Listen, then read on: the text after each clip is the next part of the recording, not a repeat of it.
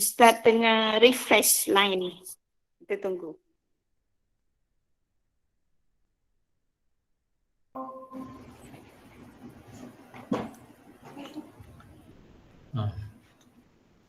Tak maaf, saya punya wifi dia terputus. Boleh dengar kan saya cakap sekarang? Dengar Ustaz. Alhamdulillah. Alhamdulillah. Jadi kita telah pun mengetahui apa itu makna tartil. Kita nak kepada hukum dia. Apakah hukum belajar ilmu tajwid ni sebenarnya? Adakah ia hanya sunnah Nabi? Adakah ia fardu? Jadi merujuk kepada definisi yang disebut di atas yang ayat Quran tadi, maka hukum mempelajari ilmu tajwid, mempelajari ilmu tajwid itu termasuk memahami istilah-istilah dan hukum hakamnya adalah fardu kifayah. Fardu kifayah maksud kalau tidak ada siapa yang belajar, berdosa. Siapa dalam satu kampung, satu qaryah, tidak ada sesiapa yang mempelajari ilmu tajwid, mengetahui, maka berdosa. Dan jika ada beberapa, maka terangkat kefarduan dia. Tetapi ingat, untuk mengetahui dan membaca Al-Quran dengan betul adalah fardu ain. Hukum membaca Al-Quran dengan baik dan betul sesuai dengan hukum hakam ilmu tajwid adalah fardu ain. Maksudnya setiap orang Muslim yang beriman maka wajib ke atasnya membaca Al-Quran dengan tajwid. Jadi kita fikir macam mana seorang itu boleh membaca Al-Quran dengan tajwid dengan betul tanpa dia mempelajari ilmu tajwid. Jadi sebab itu ada pendapat yang mengatakan mempelajari ilmu tajwid itu pun adalah fardu ain. Sebab kan kalau orang tu nak tahu apa itu dengung, mesti dia kena belajar. Ini bertemu ni, huruf ini bertemu dengan huruf ni akan ada dengung. Dibaca dengan dengung atau dibaca dengan tanpa dengung, dibaca dengan tebal, dibaca dengan nipis. Mestilah dia kena mengetahui, mempelajari. Jadi sebab tu setengah pendapat ulama kata kedua-duanya adalah fardu ain. Sangat-sangat penting. Ini masalah umat ni, benda yang fardu ain pun dia tak tahu. Benda-benda yang mana tidak dapat tidak, kena tahu. Tidak dapat tidak, seorang Muslim tu kena mempelajari, kena berilmu dengannya. Benda itu pun dia orang tak tahu. Okey, saya dah tahu solat. Saya dah boleh baca surah Al-Fatihah. Tetapi bacaan tunggang langgang tak betul. Jadi imam pula. Bacaan tunggang langgang tak betul. Asal suara sedap, asal buat lagu, okey boleh jadi imam. Ni mentaliti, minta maaf saya cakap, mentaliti kebanyakan orang-orang di Malaysia. Masjid-masjid, surau-surau, kampung. Mentaliti dia okey, suara sedap. boleh jadi imam. Baca Al-Fatihah buat lagu, Masya Allah, tarannum. Tapi panjang pendek, simple. Simple, panjang pendek. Setiap huruf buat kesilapan. Bukan, saya cakap bukan dalam surah selain daripada surah Fatihah, surah Fatihah. Yang mana kalau tak ada Fatihah, surah Fatihah dalam solat, maka solat tidak diterima, tak sah. Jadi kita kena kita kena betulkan, kita kena fahamkan diri kita dan orang lain bahawasanya membaca Al-Quran ni bukan hanya dengan lagu tarannum, suara sedap. Bahkan yang terpentingnya adalah tajwid, memahami dan membaca Al-Quran dengan tajwid. Tajwid dengan tarannum dua benda yang berbeza. Tarannum ini lagu, irama. Kat mana dia nak tarik, kat mana dia nak slow. Yang fardu ain ni adalah tajwid, bukan yang tarannum. Fardu ain ni adalah tajwid. Warattilil Qur'ana tartila, ini tajwid, bukan yang tarannum. Cumanya dimasukkan juga sebabkan Nabi SAW bersabda, laisa minna man lam yataghanna bil Qur'an. Bukanlah di antara kami, di kalangan kami, orang-orang yang tidak memerdukan suaranya, ataupun kata sekarang ni buat lagu tarannum dengan Al-Quran. Tapi kita kena ingat sabda Nabi SAW ni bukan kalangan kami yang tidak bertarannum dengan Al-Quran adalah dengan tajwid. Kalau tanpa tajwid, kalau dia buat lagu, buat mana, sedap mana pun, tanpa tajwid, tak betul juga. Kalau dia buat tajwid, baca dengan tajwid, tapi tak ada tarannum, itu mencukupi. Pada Al-Quran, warattil Quran tartila ni, al-amru lil wujub, segala perintah, dan elokkanlah bacaan kamu. Perintah daripada Allah SWT, al-amru lil wujub, perintah ni fardu. Jadi perintah adalah fardu, iaitu bacaan dengan tajwid. Senang cakap kalau sekarang ni tarannum adalah sunnah, tajwid adalah fardu sunnah. Senang cerita. Kalau kamu baca Al-Quran dengan tajwid dengan betul, tanpa lagu, tanpa irama pun tidak ada masalah.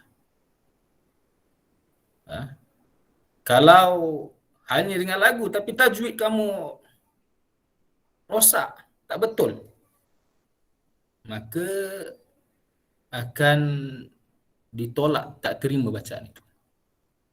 Sebab itulah dalam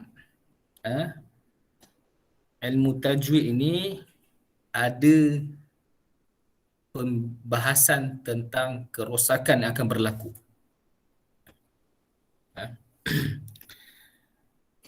Tapi sebelum itu saya akan sebutkan daripada syair Imam Jazari rahimahullah ta'ala,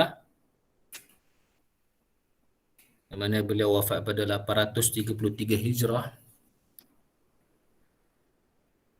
Beliau berkata dalam syairnya, wal akhdhu bit tajwid hatmul lazimu man lam yujawwidil Qur'ana athimu. Dan mengambil dan mempelajari dan membaca Al-Quran dengan tajwid adalah hatmul lazimu, wajib dan lazim.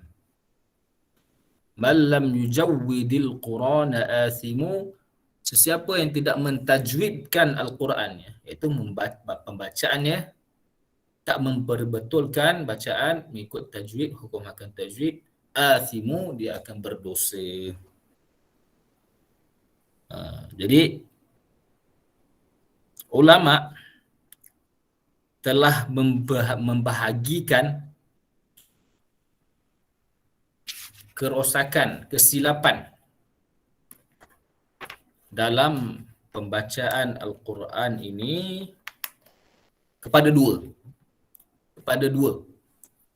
Yang pertamanya, kesilapan yang besar, kerosakan yang besar, yang bodoh, yang buruk.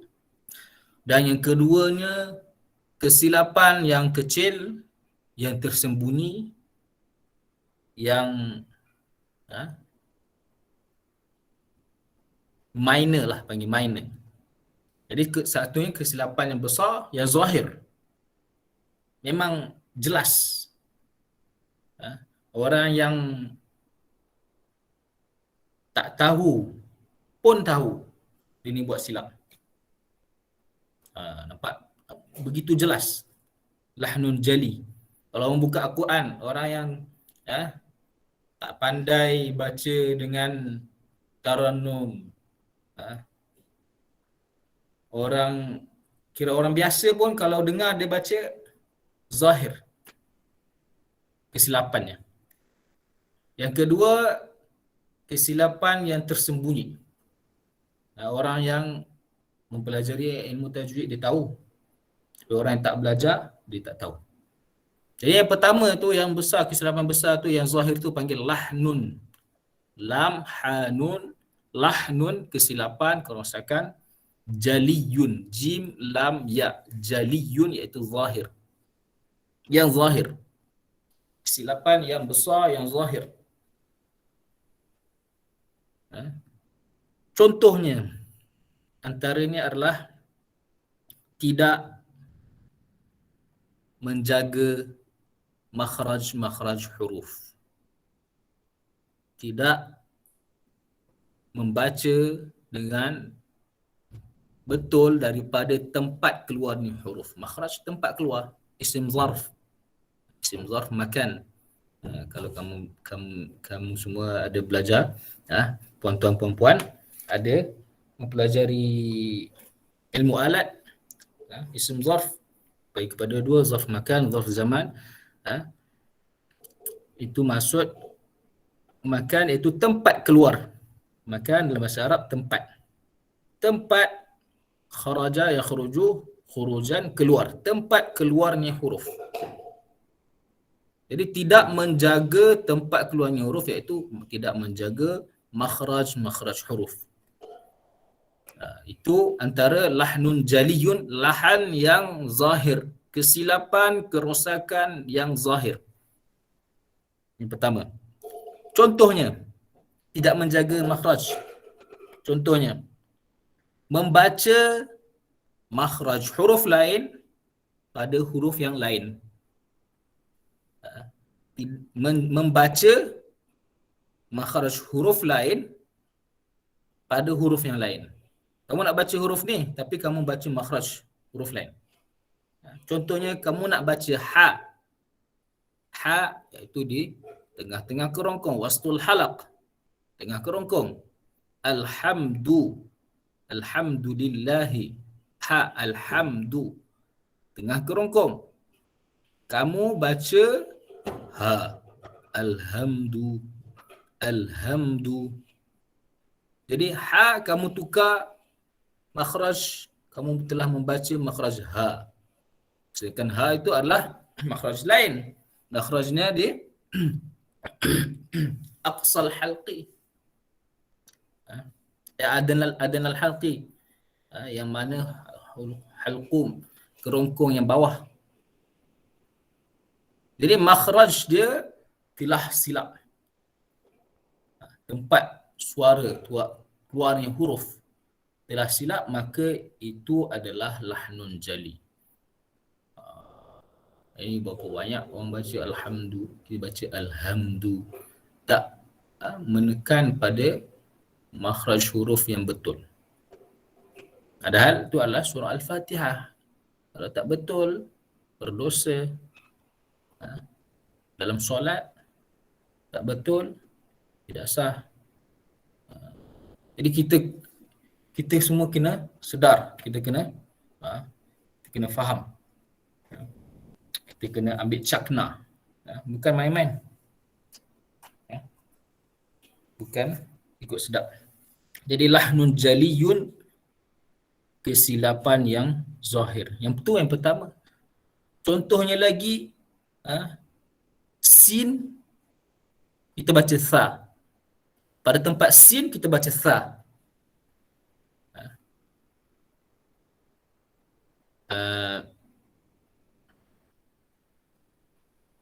Sa ni makhraj dia di hujung lidah dan hujung gigi, dua bahagian hadapan, hujung lidah dan hujung gigi sanaya ulia, bahasa Arab sanaya ulia, gigi kapak ni, itu makhraj dia. Sin pula, sin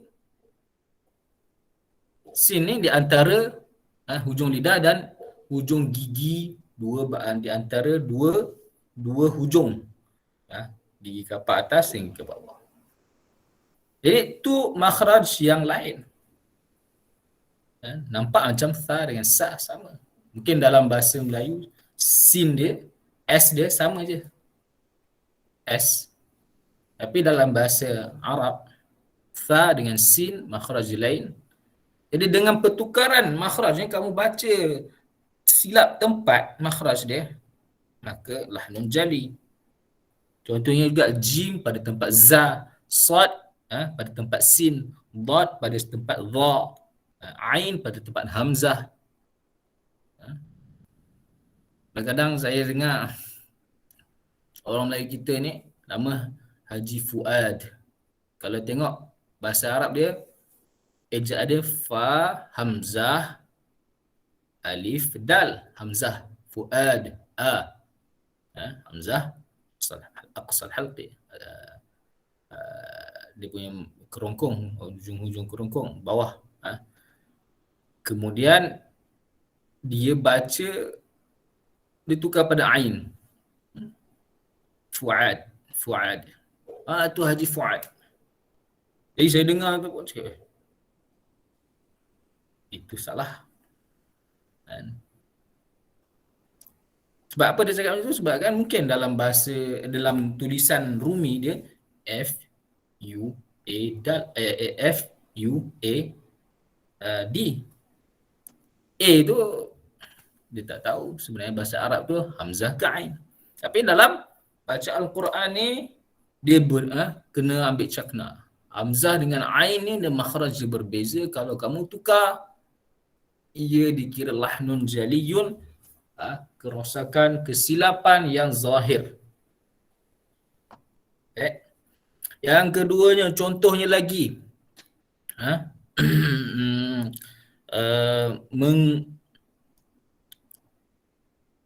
membaca huruf yang berbaris pada tempat yang sukun, huruf yang mati, dan membaca huruf yang mati pada tempat huruf yang berbaris. Huruf tu mati, kita baca huruf tu berbaris. Huruf tu berbaris, kita baca dia mati. Itu pun lahnun jali. Contohnya lagi, benda huruf yang mukhaffaf.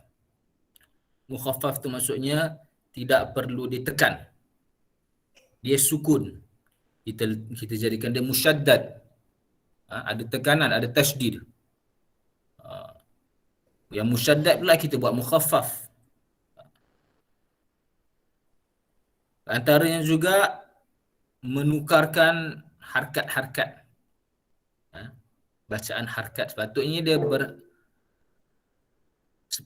dia punya harkat tu, harkat dia berbaris fathah. Harkat fathah tetapi dia baca kasrah, contoh. Dia baca kasrah, dia menukar harkat. Jadi semua ni contoh-contoh lahnun jali, lahan kesilapan yang zahir, yang besar.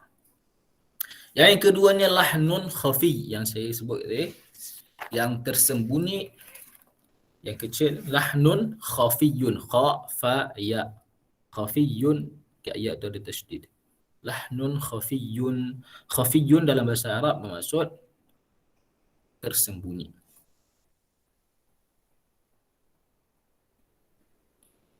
Jadi jaliyun tadi zahir, khafiyun ni tersembunyi. Jadi lahnun khafiyun hanya setengah orang yang belum pelajari lah, yang tahu ilmu tajwid ni dia tahu, dia boleh detect. Okay, imam ni baca kesilapan khafi, dia boleh detect sebab dia dah belajar. Baik, antaranya contohnya dia buat kesilapan di dalam sifat-sifat huruf. Sifat-sifat huruf. Sifat-sifat huruf ni apakah tujuan ada yang sifat huruf?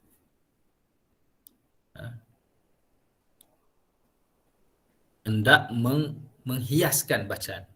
Contohnya ra. Ra tu sifatnya ada yang tebal, ada yang nipis. Kalau dia berbaris fathah ataupun dhammah, dia baca di tengah tebal. Kalau dia berbaris kasrah, dia baca dengan nipis. Tapi kita terbaca pada tempat dhammah, kita baca nipis. Itu kesilapan pada sifat-sifat yang mencantikkan huruf-huruf Al-Quran. Bacaan-bacaan huruf Al-Quran. Jadi contohnya juga lahnun khafi, itu yang pertama, menukarkan ataupun membuat kesilapan di dalam sifat-sifat huruf. Sifat yang memperelokkan, mempercantikkan, memperhiaskan huruf. Dan yang keduanya contohnya juga adalah membuat idgham pada tempat izhar dan membuat izhar pada tempat idgham. Izhar sepatutnya tidak ada dengung. Izhar sepatutnya kena jelaskan. Tetapi dia baca dengung, dia idgham. Contoh. Ataupun terbalik. Sepatutnya dia kena buat dengung, idgham. Idgham ma'al gunnah contohnya. Tapi dia baca izhar. Sepatutnya dia kena idgham, masukkan huruf pada huruf yang lain. Dia baca izhar. Jadi itu dikira juga lahnun khafi. Antaranya juga membuat kesilapan di dalam mad. Huruf-huruf mad. Patutnya dia kena baca panjang di situ. Dia buat bacaan yang pendek. Qasar, bagi pendek, qasar. Patutnya ada mad, mad yang panjang. Bahasa Arab madda yang muddu maddan, menarik, memanjangkan sesuatu. Patutnya dia memanjang, menarik, panjangkan perkataan huruf Al-Quran itu pada tempat itu. Tetapi dia baca pendek. Jadi itu antara kesilapan yang khafiyun, yang tersembunyi. Orang yang belajar, orang belajar hukum nun tajwid, hukum nun sakin. Hukum nun sakin dan tanwin. Dia tahu lah. Okey, imam ni tak baca dengan dengung ni kat sini. Imam ni dia baca pendek ni pada tempat mad. Pakcik yang tadarus ni, dia baca kesilapan dia dekat huruf ra ni, dia baca tebal. Patutnya kena baca nipis. Siapa yang mengetahui hukum hakam tajwid ni, dia dapat detect kesilapan ni, lahnun khafi. Baik. Apakah perbezaan dia lahnun jali, lahnun khafi? Apakah dia punya hukum lah yang saya cakap. Dalam tajwid lahnun jali, kalau kita buat kesilapan lahnun jali, haram. Membaca dengan kesilapan yang zahir ni, jaliyan ala haram. Lahnun jali haram. Yang saya cakap tadi, menukar satu huruf punya makhraj pada tempat makhraj yang lain. Menukar huruf yang sakin yang mati, buatkan dia jadi mutaharrik, mubaris, menukarkan baris Al-Quran. Itu semua haram kalau kita baca, kita buat kesilapan lahnun jali. Bahkan sesetengah tempat kalau kita dalam Al-Quran kita baca dengan lahnun jali, kita buat kesilapan lahnun jali ni akan memberi makna yang fasid. Akan memberi makna yang rosak, fasid. Dan ada setengah tempat akan merosakkan solat juga. Ada setengah tempat. Tapi lahnun jali ni yang masyhur ni dia tidak solat kita tidak rosak. Tapi makna dia rosak. Makna dia. Sebab tu dia punya hukum dia lahnun jali haram. Baik, lahnun khafi adalah makruh. Makruh. Orang yang tahu, orang yang dah belajar, kalau dia buat kesilapan tu, makruh. Kalau orang yang dah belajar ilmu tajwid ni, dia buat kesilapan tu, dia makruh. Siapa yang tak belajar, mungkin dia maafkan. Dia punya apa ni? Dia punya hukum adalah orang yang tak belajar ilmu tajwid, dia kena belajar. Yang dia tak tahu, dia kena belajar. Baik, jadi itulah lahnun jali dan lahnun khafi. Seterusnya,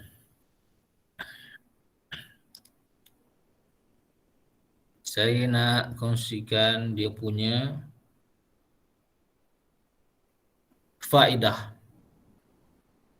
Apakah faedah mempelajari ilmu tajwid ni adalah mendapat keridhaan Allah pertama sekali. Dalam setengah kitab Sa'adatud Darain, iaitu mendapat sa'adah, kegembiraan, kehidupan yang baik, kegembiraan, darain, dua rumah. Maksud dua rumah apa? Kita kat dunia, satu lagi kita dekat di akhirat. Sa'adatud darain, kegembiraan dunia dan akhirat. Maksudnya kalau seorang itu baca dengan ilmu tajwid, baca Al-Quran dengan bacaan yang betul, dengan tajwid yang betul, maka insya-Allah Subhanahu Wa Taala dapat kegembiraan dunia, kegembiraan akhirat, sudah dapat syurga Allah Subhanahu Wa Taala. Sebab tu siapa yang membaca Al-Quran satu huruf digandakan 10 kali ganda ganjaran dia. 10 kali ganda ganjaran dia. Sebab tu setiap huruf tu dapat pahala bukan satu, 10 kali ganda. Jadi faedah daripada mempelajari ilmu tajwid ni dapat kegembiraan di dunia dan di akhirat. Maksudnya seorang itu apabila dia baca ilmu tajwid, dia baca Quran dengan tajwid yang betul, insya-Allah dia akan dapat masuk syurga. Ada soalan, contoh lahnun khafi. Lahnun khafi seperti saya cakap tadi, membuat kesilapan di dalam sifat-sifat huruf. Yang pertama, contohnya ra, patutnya dibaca tebal, dibaca dengan nipis. Ra ni ada tempat dibaca dengan tebal, ada tempat dibaca dengan nipis. Kalau di baris atas ataupun depan, fathah ataupun dhammah dibaca dengan tebal. Akan ada lagi nanti kita akan belajar. Nak bagi tahu kalau buat kesilapan dalam sifat huruf akan berlakulah lahnun khafi. Contohnya juga macam saya cakap tadi, dia buat kesilapan di dalam tempat-tempat yang sepatutnya dia idgham, dia buat izhar, tempat dia izhar, dia buat idgham. Tempat yang panjang dia baca pendek, tempat yang pendek dia baca panjang. Jadi itu antara lahnul khafi. Baik, itu faedah faedah macam mempelajari ilmu tajwid. Tujuannya memang untuk memperbetulkan membaca Al-Quran dengan cara yang betul. Sahih, tariqatun sahihah. Bahasa Arab dia tariqatun sahihah, jalan cara yang sahihah yang betul. Itu dia punya gharad, dia punya objek, dia punya matlamat dia. Apakah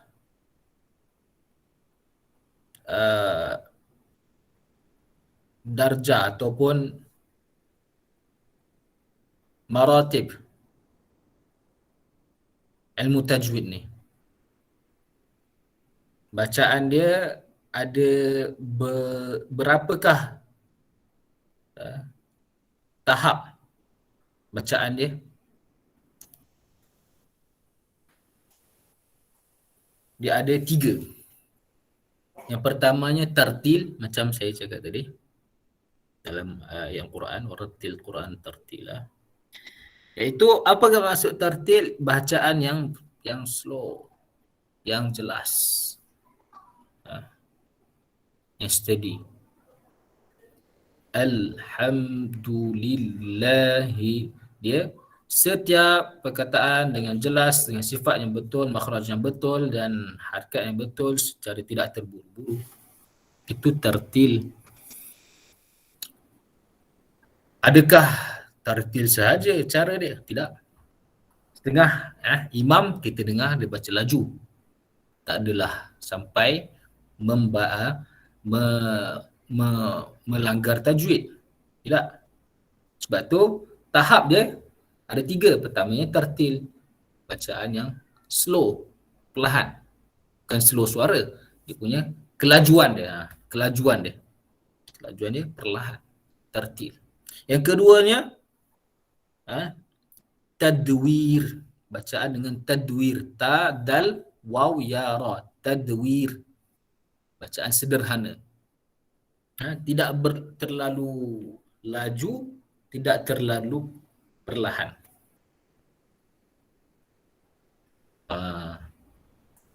Standard. Macam kita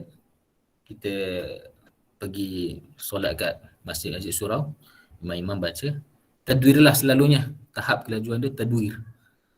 Kelajuan dia tidak terlalu panjang, tidak terlalu laju, tidak terlalu perlahan.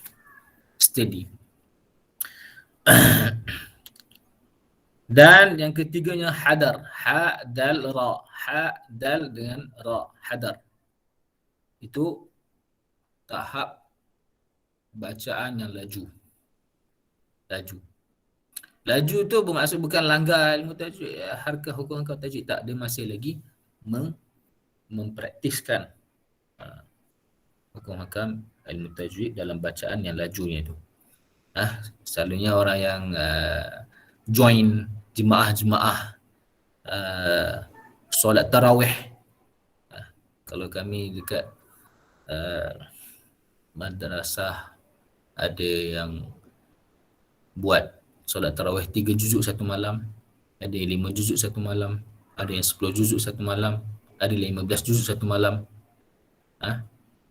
Jadi bacaan dia laju sedikit lah. Takkan nak baca tartil satu malam 10 juzuk, 3 juzuk, 5 juzuk. Orang belakang nak tunggu tartil 10 juzuk, patah kaki dia. Jadi dia baca hadar, ha dal ra, hadar. Dia baca sedikit laju. Baik. Saya rasa sampai situ dahulu kot untuk hari ini. Boleh Ustaz. Macam mana Puan? Boleh. Boleh Besok kita sambung. Okey, insyaAllah. Ustaz, besok Ustaz nak pukul 5.30 kan? Itulah sebenarnya saya 5.25 20 ni saya masih lagi dalam perjalanan ni. Saya perjalanan tadi tu kan saya dalam perjalanan balik ke rumah daripada madrasah. Saya lepas saya balik keluar daripada madrasah saya akan pergi ambil isteri saya pula dekat madrasah dia. Tu saya balik. Jadi dalam 5.20 tu mungkin saya dalam perjalanan. Selalunya di perjalanan lah. 5.30 tu Okey. insyaAllah. Tak maaf saya lambat tadi. Boleh. Tak apa Ustaz. First time. Sebenarnya Ustaz dah cakap tapi saya itulah. yang berbual 5.20. Okey, tak apa. Saya akan usahakan lah insyaAllah. Okey, insyaAllah kita boleh tangguhkan dulu untuk hari ini. InsyaAllah kita akan sambung esok hari pada 5 lebih kurang insyaAllah. Terima kasih Ustaz. Terima kasih semua jemaah yang sudi hadir pada pengajian tajwid kita petang ni. Saya berharap sangat-sangat akan terus ikuti program kita. Kalau ikut perancangan, kita akan buat setiap hari Isnin, Selasa dan Rabu. Kita mula dengan 5.30 petang. Ikut masa Ustaz untuk memudahkan Ustaz. Sebelum kita mengakhiri majlis ini, saya mohon Ustaz tutup majlis kita petang ini dengan tasbih kafarah dan surah Al-Mas. Dipersilakan Ustaz. InsyaAllah. Subhanallah bihamdihi subhanallahil azim. Subhanaka rabbika rabbil izzati amma yasifun wa salamun alal mursalin walhamdulillahi rabbil alamin. Bismillahirrahmanirrahim. Wal 'asr innal insana lafi khusr illa alladhina amanu wa 'amilus salihat wa tawasaw bil haqqi wa tawasaw bis sabr. InsyaAllah kita akan bertemu pada esok. Terima kasih Ustaz. Assalamualaikum Terima warahmatullahi kasih Ustaz. Terima kasih semua. Terima kasih sama-sama. Assalamualaikum semua. Jazakallahu khairan Ustaz. Terima kasih Ustaz. Terima kasih Terima kasih semua. Ustaz. Terima kasih JK semua, kawan semua. Terima kasih. Petang belajar lagi tau. Alhamdulillah.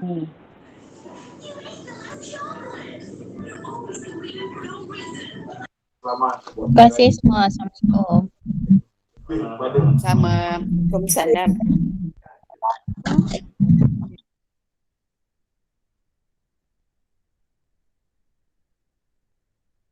Assalamualaikum semua. Waalaikumsalam. Assalamualaikum semua. Alhamdulillah. Terima kasih. Assalamualaikum.